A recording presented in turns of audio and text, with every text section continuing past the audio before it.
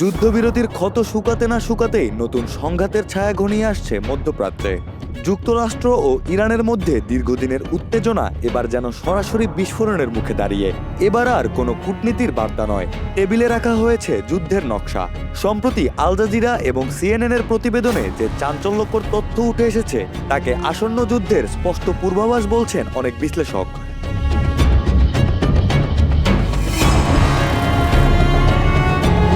সম্প্রতি মার্কিন Democrat senator Richard Blumenthal প্রকাশ্যে ঘোষণা দিয়েছেন যে নতুন করে ইরানে হামলার পরিকল্পনা করছে ওয়াশিংটন। তিনি আরও উল্লেখ করেন এই হামলা যে কোনো সময় শুরু হতে পারে।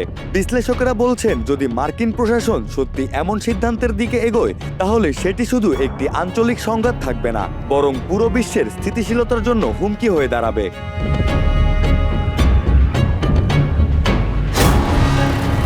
যুদ্ধবিরতির মতো নাজুক সময়েও যুক্তরাষ্ট্র ইরান উভয় পক্ষেরই আচরণ ক্রমেই আগ্রাসী হয়ে উঠছে।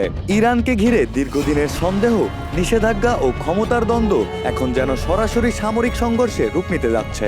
আর এই সংঘর্ষ কোনো ছোটখাটো সীমান্ত লড়াই নয়, এটা হতে পারে ভয়াবহ, নির্মম এবং রক্তাক্ত।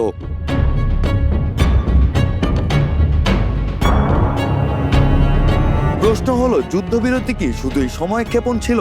ইরান কি সত্যি নতুন করে সংঘাতের ছক আঁকছে, নাকি যুক্তরাষ্ট্র নিজের শক্তি প্রদর্শনের জন্য অজুহাত খুঁজছে?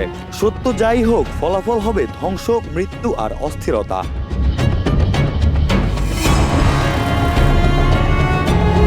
ব্লুমেনথাল যেটা স্পষ্ট করে বলেছেন, কিন্তু বিশ্লেষকরা বলছেন শুধু মার্কিন সেনা নয়, এই যুদ্ধে ভুক্তভোগী হবে সাধারণ মানুষ, ধ্বংস হবে শহর, ছিন্নভিন্ন হবে পরিবার।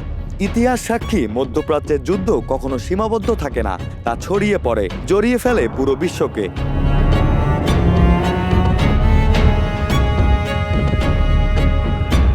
এই পরিস্থিতিতে যুক্তরাষ্ট্র যদি হামলার পথ বেছে নেয় তাহলে তা হবে এক ধরনের বেপরোয়া সিদ্ধান্ত, যেখানে কূটনীতি ব্যর্থ আর শক্তি শেষ কথা। আর ইরান যদি পাল্টা প্রতিক্রিয়া দেখায় তাহলে তা হবে আরো ভয়ঙ্কর, কারণ এই সংঘাতের পেছনে শুধু দুই দেশ নয়, জড়িয়ে আছে জোট, স্বার্থ আর ক্ষমতার রাজনীতি।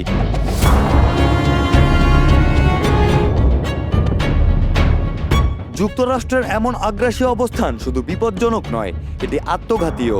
বিশ্ব এখন আরেকটি যুদ্ধ সহ্য করার মতো অবস্থায় নেই, কিন্তু বাস্তবতা হলো ক্ষমতার খেলায় মানবতার কোনো মূল্য নেই।